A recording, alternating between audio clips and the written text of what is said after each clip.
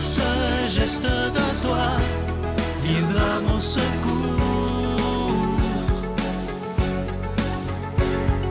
Viens semer dans mon âme le grain de l'amour. Je traverse un désert et je meurs de soif. Montre-moi le mystère qui garde la foi. Bonjour, bienvenue à votre émission La Victoire de l'amour en ce samedi 14 octobre 2023. J'espère que vous vous portez bien chez vous. On rejoint tout de suite pour sa chronique l'abbé Stéphane Roy et à l'homélie, ce sera l'abbé Michel Marie.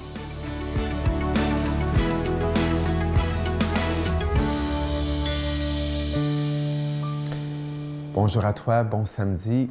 Bienvenue à cette chronique sur les chemins du cœur. Saint Jean, dans son évangile, au chapitre 14, verset 6, met dans la bouche de Jésus cette phrase très connue, mais ô combien profonde, tellement que on peut ne pas s'y arrêter. Jésus dit: « Je suis le chemin, la vérité et la vie. » J'ai je ne sais pas combien de reprises prêché dans des retraites, dans des messes, des paroisses, sur cette parole-là.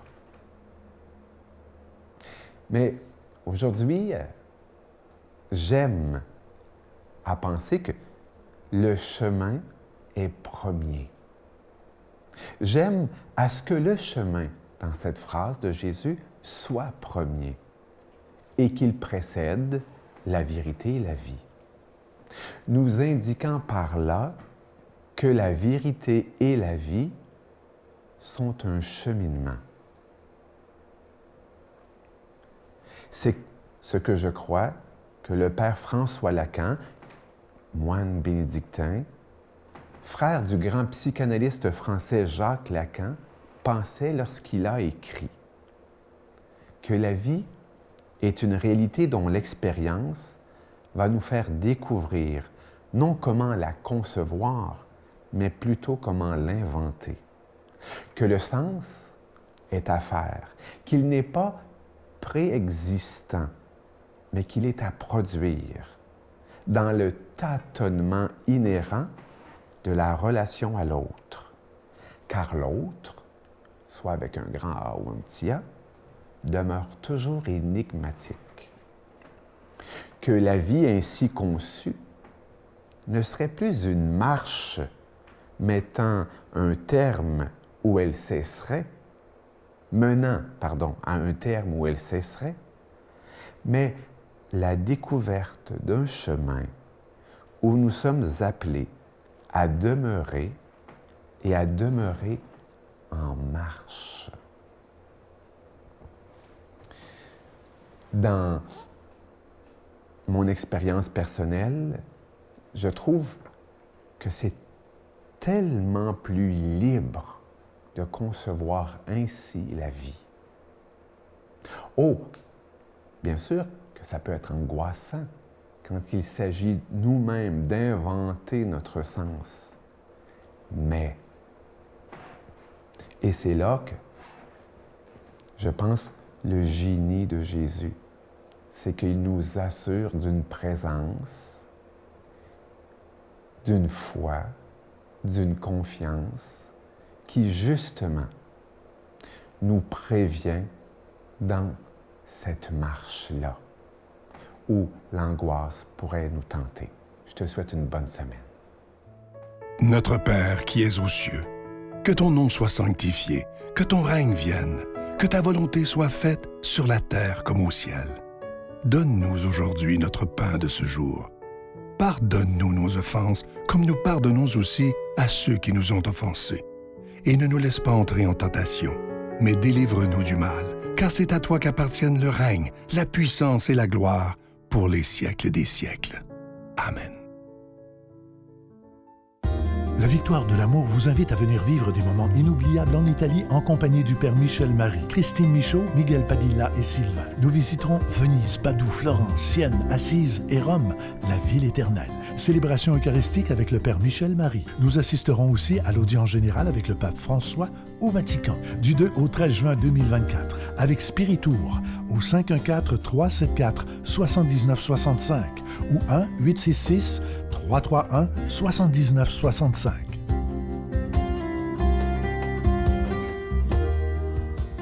Je suis tellement content de vous parler de ce nouveau cadeau du mois d'octobre. Il s'agit du pendentif de Sainte Thérèse de l'Enfant Jésus. Ça a été fait sur mesure pour la Victoire de l'amour. Il est en acier inoxydable. Ça vient avec la chaîne, donc ça ne ternira pas. Et ce bijou, il est déjà béni. Et vous savez que Sainte Thérèse de l'Enfant Jésus est une des plus grandes saintes de l'Église. Elle est tellement aimée partout dans le monde. Vous savez qu'elle est décédée à 24 ans. Et elle a dit avant de mourir, une des dernières phrases qu'elle a dites, « Je passerai mon ciel à faire du bien sur la terre. » Alors, il ne faut pas avoir peur de la prier. Elle est décédée, elle n'avait que 24 ans et c'est elle qui nous a appris à connaître ce Dieu qui est miséricorde. Alors, je vous rappelle que vous le recevrez avec un don de 25 $ et si vous en voulez deux, avec un don de 40 $, je vous donne l'adresse, la Victoire de l'amour, case postale 120, succursale Boucherville à Boucherville, le J4B 5E6, je vous la redonne, la Victoire de l'amour, case postale 120, succursale Boucherville à Boucherville, le J4B 5E6, également par téléphone, par carte de crédit du lundi au vendredi de 8h30 à 16h30 dans le 514-523-4433, 523-4433 ou sans frais le 1-888-811-9291, 1-888-811-9291 et aussi sur notre site Internet. Vous savez que c'est une façon très rapide, sécuritaire et efficace de faire votre don, le www.lavictoiredelamour.org. Alors, je vous rappelle également que le dernier livre de Christine Michaud, Que ferait l'amour et mon dernier livre, Mise en forme de l'âme, sont toujours disponibles et je veux prendre le temps aujourd'hui de vous remercier de votre grande fidélité depuis bientôt 29 ans. Merci de faire famille avec nous parce que sans vous, cette émission-là ne pourrait pas exister.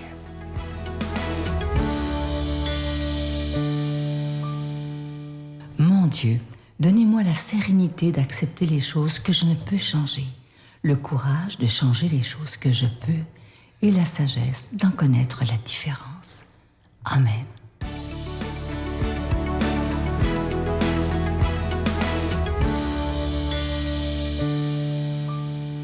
De Paris, je vous rejoins avec joie, comme toujours. Évangile de Jésus-Christ selon saint Luc. En ce temps-là, comme Jésus était en train de parler, une femme éleva la voix au milieu de la foule pour lui dire « Heureuse la mère qui t'a portée et dont les seins t'ont nourri. » Alors Jésus lui déclara « Heureux plutôt ceux qui écoutent la parole de Dieu et qui la gardent. » Mes frères bien-aimés, quel évangile très court, mais quelle leçon il nous donne. Puis-je me permettre de vous faire une petite confidence. Plus j'avance en âge, car j'avance, plus je suis attaché au Christ, plus je le trouve séduisant, plus je le trouve unique. Il est à la fois l'homme parfait, le modèle des modèles qui nous entraîne à bannir le superficiel pour servir l'essentiel, et il est aussi notre Dieu d'amour, dont la parole contient la sagesse la plus haute, celle qui, mise en œuvre, offre pas moins que le bonheur à tous les hommes. Quand je pense que l'Évangile est là, à portée de main, sans que nous ne l'ouvrions, alors que c'est Dieu qui parle, eh bien c'est désespérant. On court derrière la petite phrase d'un auteur qu'Internet distille à longueur de flux. On écoute des dizaines de petites vidéos aux messages plus ou moins forts, mais on laisse la quintessence de la pensée divine enfermée à double tour et déposée sur une étagère de la maison. Mais quel dommage! Jésus nous dira un jour, j'en suis sûr, au dernier jour, « J'avais prononcé pour toi une parole adaptée à chaque situation humaine, pour la joie comme pour la peine, et tu ne t'en es pas servi. » Mais mes frères bien-aimés, la vie n'est pas finie, et l'Évangile est toujours là qui nous appelle. À nous de nous en saisir et de le traverser attentivement, je vous en prie. C'est ce que d'ailleurs nous dit Jésus aujourd'hui en faisant entendre au monde entier ce passage d'Évangile qu'il est facile de mettre en scène. Regardez, je le fais pour vous. Jésus se trouve dans une maison saturée de monde.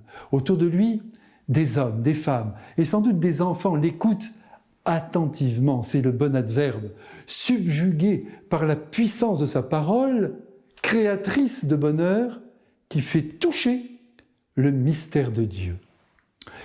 Dans quel village se trouve-t-il ? Nous ne le savons pas. Il est en ce moment dans chacun de nos cœurs. Voilà son village.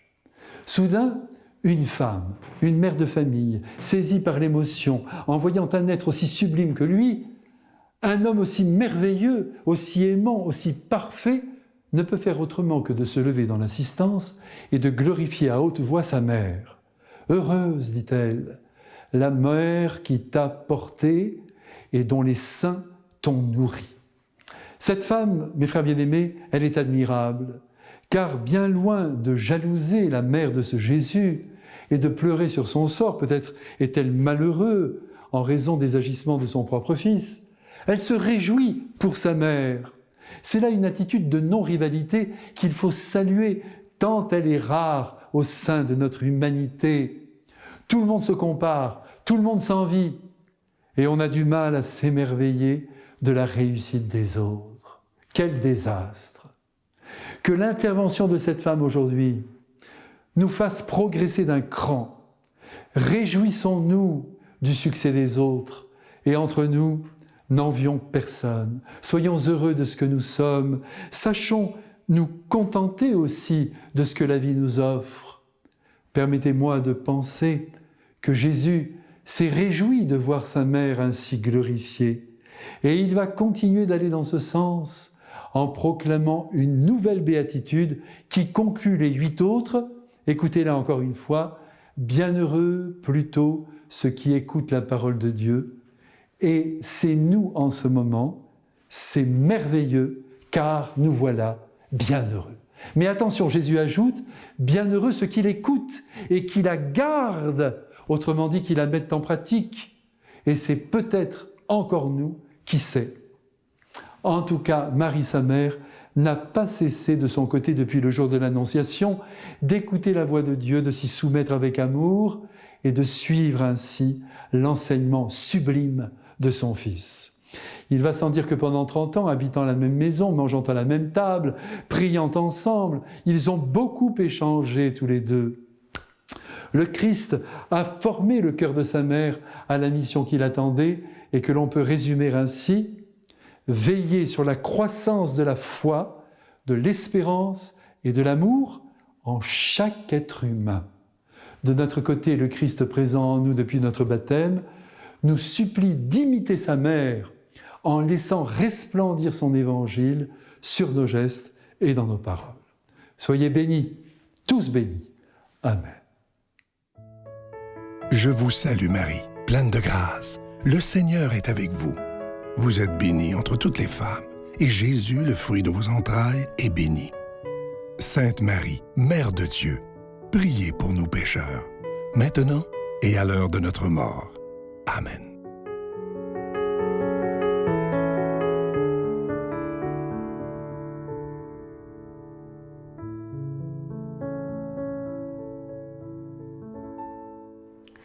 Demain, avec notre nouveau rendez-vous, La Victoire de l'amour vous attend dès 13h. Sylvain Charon reçoit avec bonheur Martin Larocque, un conférencier, auteur, un homme formidable. Vous allez vous plaire à le découvrir, j'en suis certaine. Et en chanson, ce sera notre amie Judith Bérard qui nous chante une magnifique chanson. Ne ratez pas donc votre rendez-vous hebdomadaire tous les dimanches dès 13h. À noter le nouvel horaire important, 13h. La Victoire de l'amour vous attend demain avec grande joie. Bonne journée. Ce que j'aime la prière, c'est que c'est comme un gamble. Tu sais pas si ça va donner de quoi au bout du compte, mais prenons le risque, tu sais, puis on verra après. Mort aux fruits du paradis, vis ta vie sans interdit, oublie même tout ce que l'on t'aura appris. Comme l'animal qui a faim,